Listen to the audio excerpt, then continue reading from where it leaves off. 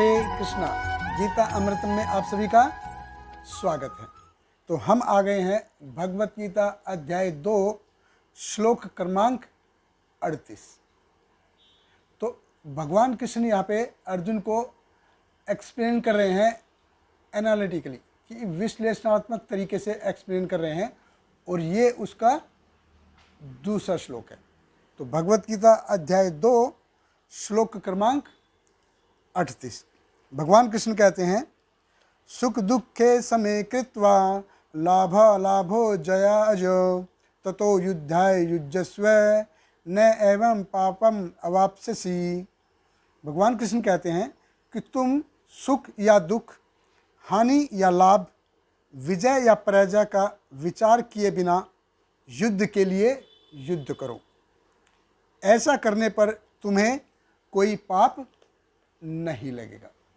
तो पिछले श्लोक में जैसे हमने देखा कि भगवान कृष्ण अर्जुन को विन विन सिचुएशन बता रहे हैं कि चित भी तेरी पट भी तेरी, यानी कि तुम जीते तब भी तुम्हारा फायदा, हारे मर गए तब भी तुम्हारा फायदा।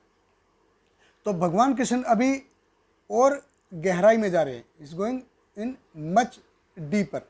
पिछले श्लोक में भगवान ने फिजिकलिटी के हिसाब से बताया था, कि शारीरिक तौर के हिसाब से बताया था। अभी इस श्लोक में भगवान चेतना के स्तर पे बता रहे हैं। पिछले श्लोक में शरीर के स्तर पे बताया था, और इस श्लोक में भगवान चेतना के स्तर पे बता रहे हैं। और ये भगवान दूसरी बार बोल रहे हैं कि युद्ध के लिए तैयार हो जाओ। तो भगवान कृष्ण यहाँ पर अपने दिल की बात कर रहे हैं, यानी कि भगवान कृष्ण चाहते हैं कि अर्जुन युद्ध करे। यही कृष्ण भावनामृत है। जब भगवान कृष्ण ऑर्डर देते हैं तब फिर कोई विचार बीच में नहीं आता। There is no question for consideration कि मेरे को ये करना है, ये नहीं है। जब भगवान कृष्ण का एक बार आदेश है, भगवान कृष्ण की इच्छा है, तो हमको वो करना है। तो भगवान कहते हैं, सुख दुखे, लाभ अलाभ, जय अजय, जय पराजय, ये जो ड्युअलिटी है, ये तो इस भौतिक जगत में हमेशा रहेगी। तुम इसकी चिंता मत करो। जब भगवान कृष्ण की सेवा की बात आती है तो उस समय कोई ड्युअलिटी नहीं रहती, उस समय कोई द्वंद्व नहीं रहता। भगवान कृष्ण कहते हैं, न एवं पापम अवाप्स्यसि, तुम किसी भी साइड में रहो, तुमको कोई पाप नहीं लगेगा। Because you are doing for my sake, तुम ये सब मेरी इच्छा के लिए कर रहे हो। तुम युद्ध कर रहे हो तो मेरी इच्छा है कि तुम युद्ध करो।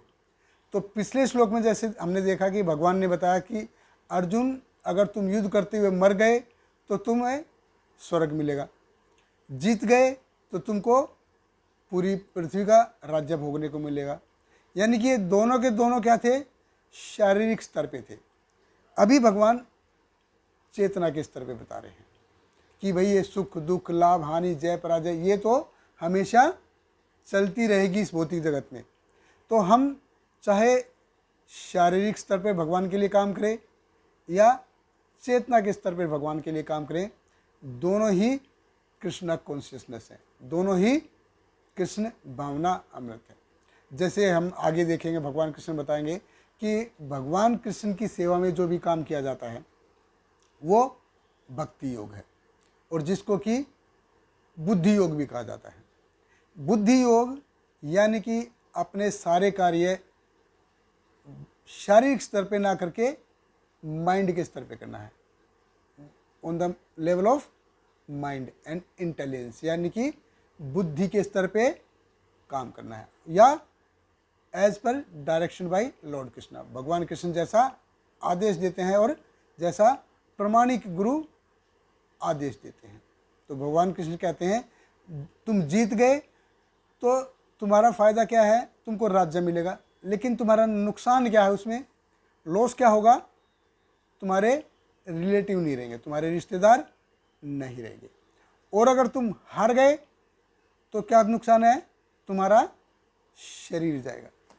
तो दोनों ही सेम है, कोई फर्क नहीं पड़ने वाला है। न एवं पापम अवाप्स्यसि, यानी कि हम भगवान की सेवा में कोई भी काम करते हैं तो उसमें हमको कोई पाप नहीं लगेगा। बहुत बहुत धन्यवाद। हरे कृष्णा। हरे कृष्णा हरे कृष्णा कृष्णा कृष्णा हरे हरे हरे रामा राम राम हरे हरे।